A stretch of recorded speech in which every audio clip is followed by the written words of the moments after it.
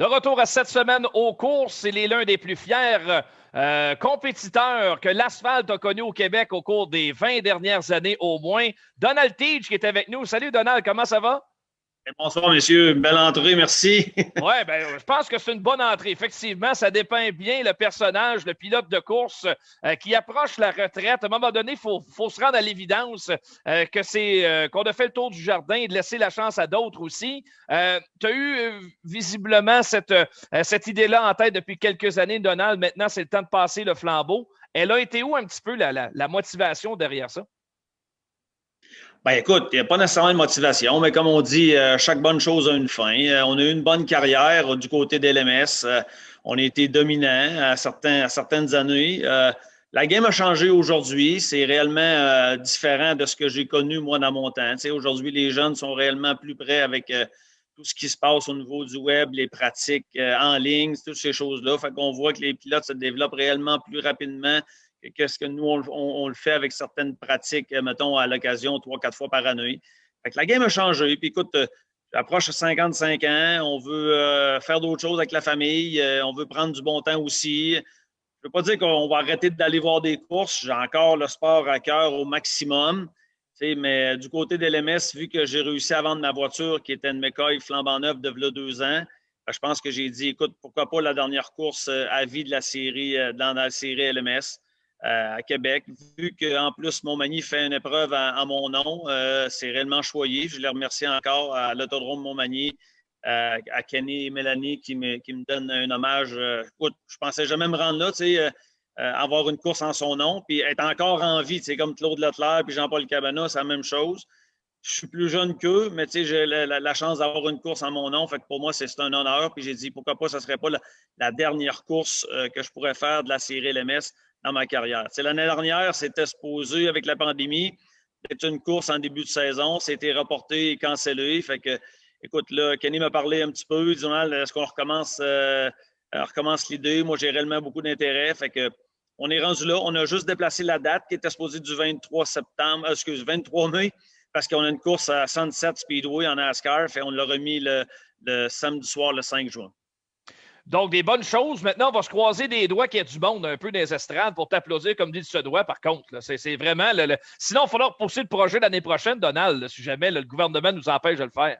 Écoute, tout ce que je souhaite, c'est que cette journée-là, on peut asseoir des gens dans les gradins, dans le pit aussi à l'intérieur, venir nous voir. Écoute, il y a beaucoup de monde dans ma carrière qui m'ont aidé, qui m'ont fait me démarquer aussi. Fait que j'aimerais ça les voir, tu sais. Fait que je souhaite de tout mon cœur qu'on soit capable de faire une dernière course devant les spectateurs, ouais. Surtout, écoute, comme on peut dire, mettons, avec les gradins remplis, puis avec une belle soirée de course comme on les connaît ici au Québec. Fait que c'est souhaitable. Honnêtement, c'est réellement souhaitable. On a parlé du présent, Donald. J'aimerais qu'on revienne un petit peu dans le passé. D'abord, tu as popularisé le numéro 80, qui n'est pas nécessairement le numéro à quoi on pense tout de suite, mais quand on pense à Donald Teach, c'est le numéro 80 qui nous vient immédiatement en tête. Parle-moi un petit peu de la naissance de ce numéro-là. Qu'est-ce qui avait motivé ce choix-là et comment ça avait commencé pour toi initialement au départ dans les courses? Écoute, on recommence réellement au début de ma carrière. C'est en mini-stock à Val-Bélair en 1986. La station de radio ici à Québec qui s'appelait CHRC 80 m'ont approché pour avoir une commandite. Ils nous donnaient du temps d'échange que je pouvais donner à mes commanditaires. J'avais déjà cédulé mon numéro, puis ils m'ont fait changer de numéro parce qu'ils ont dit obligatoirement, tu dois prendre le numéro 80. Puis écoute, depuis 1986 que je porte ce numéro-là réellement fièrement. C'est un numéro que, écoute, oui, qui m'a donné la chance de me faire connaître soit au Québec ou dans le nord-est des États-Unis à cause de mon numéro que j'ai gardé tout le temps de ma vie. La seule occasion que je ne l'ai pas eue, c'est quand j'ai fait de la NASCAR Pinties avec Scott Strictly. J'avais le numéro 22 parce qu'on ne pouvait pas avoir le numéro 80, mais depuis l'année dernière, vu qu'on a une nouvelle écurie avec David White, ben, il était capable d'avoir le numéro 80. Fait que c'est pour ça que je poursuis avec le numéro 80 en NASCAR aussi cette année. Tu as eu l'occasion de te payer la traite au cours des dernières années à courir en Xfinity, qui est pour bien des coureurs, peut-être même un rêve inaccessible, mais tu as eu la chance justement de courir à plusieurs reprises en Xfinity. Quelle a été pour toi l'expérience de rouler là, dans l'antichambre vraiment de la Coupe NASCAR? Écoute, c'est une bonne question que tu me poses ce soir parce que je pense que les 2 dernières courses de la série Xfinity que j'ai faites à Martinsville puis à Phoenix m'ont fait réaliser plusieurs choses. Écoute, premièrement, si je suis honnête, j'aurais pas dû embarquer dans cette voiture-là à Mario Gosselin après une absence de presque 1 an et demi de course automobile en Xfinity, première des choses. En ayant simplement 3 courses en NASCAR Pinty's aussi avec la saison de la COVID qui ne nous a pas réellement aidés. Fait que ça a fait que, honnêtement, je pense pas que j'étais prêt. Je voulais réellement bien performer dans ma tête, mais honnêtement, j'aurais dû peut-être approcher ces 2 courses-là d'une façon réellement différente. Tu sais, au début de Martinsville, on garde, j'ai parti 28e, puis après 25-30 tours, on était rendu 20e au large. Là, même mon spotter, puis Mario Gosselin capotait un petit peu. Tu sais, j'avais l'adrénaline dans le piton, mais c'est pas de la façon que j'aurais dû apporter la course. Tu sais, j'étais réellement peut-être trop prompt pour commencer cette course-là. Fait que quand je suis revenu de Phoenix avec les déboires des 2 dernières courses, ça m'a réellement fait penser qu'écoute, il y a des jeunes, ça pousse, la game est différente. Tout mis ça ensemble, ça m'a fait réfléchir. Puis j'ai dit, écoute, je pense qu'il faut à un moment donné penser à d'autres choses. Fait que pourquoi pas annoncer ça dans l'année qui s'en vient. Donc, une retraite des courses comme pilote actif, Donald, mais est-ce que tu te vois toujours t'impliquer dans le monde des courses ou quand tu vas tirer la plug, ça va être définitivement? Ben écoute, comme je te disais tantôt, j'adore ce sport-là. Je vais peut-être aller le voir en famille. Tu sais, ma conjointe Marie-Josée adore les courses. Elle m'appuie depuis 17-18 ans au niveau des courses automobiles. Elle me dit, Donald, moi, la seule chose, pendant que les gens sont dans les gradins avec leur famille, toi, tu es dans l'auto, fait que c'est différent. Fait que oui, non, écoute, j'ai pas l'intention de laisser le sport. J'ai encore beaucoup d'intérêt à me déplacer pour aller voir des courses automobiles. C'est sûr que dans notre environnement, moi et mon frère, on a simplement des filles. Fait que il n'y a pas nécessairement beaucoup d'intérêt au niveau des courses automobiles. Mais qui sait, peut-être qu'une de nos filles va nous réserver une surprise un jour avec un petit qu'on va développer au niveau du karting comme Marc-Antoine Camiran le fait.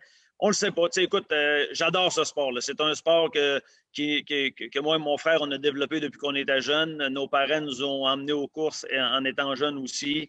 Fait qu'on, tu sais, j'adore la compétition, j'adore m'impliquer. Puis, tu sais, il faut le dire aux gens, dans l'expression des courses, moi, je suis un gars qui est capable de wrencher. Hein? Je suis capable de prendre des outils et ajuster ma voiture. Les jeunes d'aujourd'hui ne sont pas nécessairement bons à faire ça. C'est réellement différent. C'est pour ça qu'on disait que la game a changé tantôt. Moi, je peux débarquer de mon char, je parle à mon équipe, je suis capable de faire des ajustements avec mon équipe et je peux même prendre les outils pour le faire. Tandis que les jeunes aujourd'hui sont appuyés par la nouvelle technologie, les ingénieurs, ces choses-là. Fait que c'est réellement différent. Mais écoute, je ne veux pas laisser ce sport-là. Je l'adore, puis peut-être qu'on va se trouver une niche à quelque part pour dire on va poursuivre avec quelqu'un d'autre ou suivre quelqu'un d'autre ou appuyer quelqu'un d'autre dans le sport automobile.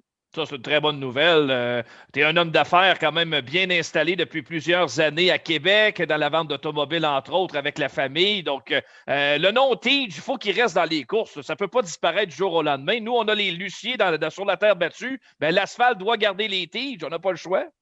Tu sais, honnêtement, il faut être honnête. Moi et mon frère, notre carrière automobile nous a fait réellement connaître et il nous a fait vendre des voitures. Puis il m'a fait vendre encore des camions aujourd'hui. Il m'a fait vendre des voitures, il m'a vendre des voitures de luxe, des voitures des Honda, des Acura, tu sais, toute cette gamme-là. Il y a beaucoup de gens qui me connaissent à cause des courses automobiles. Écoute, il y a même des gens, c'est fou à dire. Là, puis, tu sais, ce soir, je peux t'en parler à voix haute parce que j'ai encore été témoin cette semaine. Il y a deux madames qui sont rentrées dans un certain âge et dans le showroom chez Chevrolet, puis ils m'ont demandé de voir Donald Tige. Je suis allé les rencontrer, puis la madame a dit Monsieur Tige, je suis votre carrière avec mon mari qui est décédé depuis 2 ans. On allait à toutes vos courses, on était admirateurs de vous. Tu sais, ça part de loin, là, tu sais, quelqu'un qui vient venir acheter une voiture, puis quand la madame allait acheter un Spark d'occasion 2018 parce qu'elle me connaissait. Fait que, tu sais, moi et mon frère, on est connus dans le domaine dans le domaine de l'automobile, on est connus dans le domaine des courses. Fait que c'est sûr que ça nous a aidés à travers notre carrière jusqu'à présent. Donald, je veux t'amener parce qu'on a les images. Il faut représenter ça à nos téléspectateurs aujourd'hui. Est-ce que pour toi, la victoire, ta seule victoire en série Pinty's du NASCAR, est-ce que c'est la plus grande victoire de ta carrière, à ton avis? Ben écoute, je pense que oui, parce que c'est un objectif que quand on s'était mis dans la tête de commencer en Pinty's sporadiquement, il y a 4 ans, de faire 1 ou 2 courses par année, puis quand on a décidé de faire toute la saison avec Scott Strictly, le 22 Racing, d'avoir une victoire. Puis je voulais, tu sais, aujourd'hui, je détiens encore le record qui était retenu par Don Thompson, le numéro 4 dans le temps, à 49 ans et quelques mois d'avoir gagné une course en NASCAR Pinty's.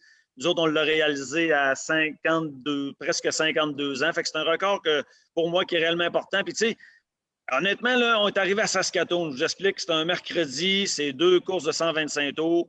Puis, on arrive sur le bord de la piste, puis j'en garde la piste. C'est ma deuxième fois que je me présentais à Saskatoon. Puis, honnêtement, j'ai dit à mes gars, j'ai dit, et je vous jure d'une chose que je vais vous dire là, j'ai dit, les gars, c'est à soir que ça se passe. J'ai même appelé mon père Frank. J'ai dit, Frank, c'est à soir que ça se passe. J'étais certain de gagner une course à Saskatoon ce soir-là. On a gagné. Honnêtement, c'était réellement une grande victoire. C'est sûr qu'on n'a pas pu célébrer beaucoup parce qu'il y avait une deuxième épreuve. Mais tu sais, il y a des bonnes courses aussi que je retiens beaucoup. L'année d'avant, à Edmonton, side-by-side, dans les derniers tours, quand j'ai dépassé Alex Labbé, il y a eu un incident devant moi. Je pense que cette course-là était à moi aussi. Mais écoute, oui, c'est une bonne course. J'en ai eu plusieurs dans ma carrière, mais cette course-là est réellement spéciale. J'espère juste peut-être renouveler cette année avec les 6 courses qu'il y en a à Scarpenties. L'année dernière, on a sorti très, très fort. On n'a pas pu s'affirmer parce que je pense qu'on manquait un petit peu d'expérience avec la nouvelle équipe. On a été premier, deux fois premier lors des qualifications. On a qualifié deuxième à Ducasa. Mais c'est un tirage au sort qui nous a pénalisés et on n'a pas été chanceux. Fait que je pense que cette année, on a encore une chance de gagner une course en NASCAR Penty. Je suis convaincu présentement. Ça serait toute une manière de quitter le sport en remportant comme ça avec panache une dernière course. Peut-être à Hoche Weekend, tiens, sur la terre battue, Donald, un endroit où personne trop a de l'expérience à la terre. On a tous hâte de vous voir rouler à Hoche Weekend. Écoute, en espérant de ne pas voir les Friesen, Schreider et Wallace et compagnie qui étaient supposés s'additionner l'année dernière. Écoute, s'ils viennent, ça va faire de l'apprentissage. Puis, encore une fois, c'est une bonne chose de compétitionner contre des grands du sport comme ces personnes-là. Mais oui, écoute, il n'y a pas beaucoup de monde qui a réellement de l'apprentissage à ce niveau-là. Mais je pense que ça va être un nouveau défi. Première fois sur la Terre pour moi. Fait que peut-être une séance de pratique ou deux avant aussi de testing avant de se rendre à Oswego. Mais écoute, ils nous ont dit que ça serait réellement un bon show. Je pense que les gens ont mis de la grosse argent. Ils nous ont même dit que la course, ça serait live on TV. Fait que, honnêtement, ça va être spécial pour honnêtement terminer une carrière sur faire une course sur la terre battue. On présente actuellement une photo d'une voiture 80 d'un bolide qui était initialement prévu pour rouler sur la terre battue. Tu me corrigeras si je me trompe, mais c'est une voiture qui appartenait à Claude Marcoux, qui est bien connu, évidemment, sur la terre battue au Québec. Tu devais rouler dans ce type de bolide il y a plusieurs années au préalable. Te souviens-tu de ça? Ben oui, cette voiture-là était dans mon garage de course. Écoute, on a fait un peu de maintenance à travers ça. On était supposé de participer à les épreuves à Montmagny. Il était supposé avoir 6 épreuves à Montmagny cette année-là. C'était écourté, je pense, à 1 ou 2 de mémoire. La première, je n'ai pas pu le faire parce que ma grand-mère est décédée. Fait que c'était une fin de semaine de deuil pour nous. Et la deuxième, je pense que la course a été annulée ou l'appui a été remis. Il n'y a jamais eu d'autres courses à ce niveau-là, mais on était supposé de faire quelques épreuves à Montmagny avec une voiture de terre battue, mais avec des pneus adéquats pour faire une épreuve de 100 tours.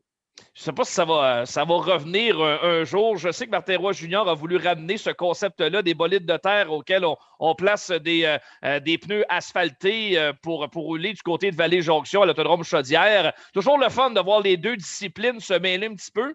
Puis je trouve ça plaisant de voir que NASCAR revient un petit peu à ses racines aussi. On l'a vu la semaine passée du côté de Bristol. Je pense que les gars ont eu beaucoup de plaisir à rouler sur la terre. Je ne dis pas de rouler là toutes les semaines, mais au moins de temps en temps, de varier un petit peu. Il y a plus de circuits routiers. C'est quoi ta perspective là-dessus, Donald? Ben écoute, il ne faut pas se cacher. Si on regarde à Québec puis à travers les États-Unis aussi, la terre a une popularité réellement grandissante. Il y a beaucoup, beaucoup de gens qui préfèrent la terre à l'asphalte. On regarde juste comme à Granby, ce que les Luciers font avec mettre les gens dans les gradins. Drummondville aussi. Fait que, tu sais, on voit qu'il y a réellement un engouement à ça. NASCAR s'est trempé le pied réellement d'une belle façon. Ils ont simplement tombé sur le mauvais week-end. Tu sais.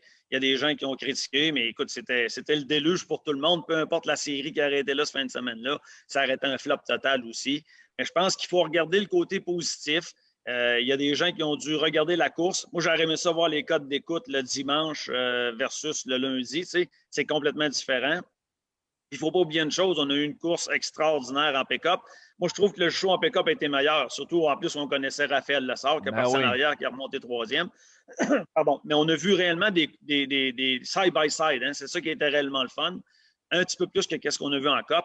Écoute, je pense que l'idée n'était pas mauvaise. pourquoi pas le récidiver l'année dernière avec la Cup Series aussi, avec les pick-up aussi. Je pense qu'il y a une place à ça. Peut-être que oui, ça coûte peut-être beaucoup d'argent. On voyait les équipes cette semaine faire du nettoyage dans les roulottes, dans les coffres d'outils. Mais écoute, ça fait partie de la game. Fait que je pense que l'idée était pas mauvaise à ce niveau-là. Oui, mais vous autres, ça se fait, vous êtes habitués que tout soit propre tout le temps. Oui. Là. Nous autres, sur la terre, c'est coutume. Si on sort le boyau d'arrosage, après une coupe d'heure, c'est réglé. C'est vrai, c'est vrai. Donald Teach, merci beaucoup. Bonne saison. On se tient au courant en souhaitant évidemment là, que ça se termine de la meilleure manière qui soit pour toi dans ta carrière. Écoute, oui, si les gens peuvent, si on peut avoir des gens dans les gradins, ce serait le fun. J'ai eu la confirmation aussi que Patrick Lapelle va venir à cette course-là. On était réellement deux grands compétiteurs que je pense qu'ils ont peut-être transformé une certaine période du stock car au Québec. Une grosse rivalité. C'est sûr que probablement Patrick a eu l'avantage sur nous à quelques occasions, mais je pense qu'on n'a jamais donné notre place. Puis, pourquoi pas un green-white checker side-by-side à la fin, comme on a connu à quelques occasions avec le 91, puis qui donne réellement un spectacle que les gens apprécient. Fait que cette journée-là, j'espère qu'on va avoir un bon spectacle puis que le meilleur gagne, comme on dit. Deux fiers compétiteurs, ça c'est le cas de le dire. Vous avez marqué votre époque, messieurs. 90 et 2000, c'est pas mal l'époque Donald Teach et Patrick Lapelle. Merci, Donald. Vraiment le fun de t'avoir eu avec nous dans cette semaine aux courses, puis au plaisir. Merci, messieurs. Bye-bye. Donald Teach qui prendra sa retraite au terme d'une brillante carrière sur les circuits asphaltés du Québec et un petit peu partout aux États-Unis et au Canada. On fait une pause dans cette semaine aux courses et au retour, le promoteur de l'Autodrome Drummond, Yann Bussière, restez là.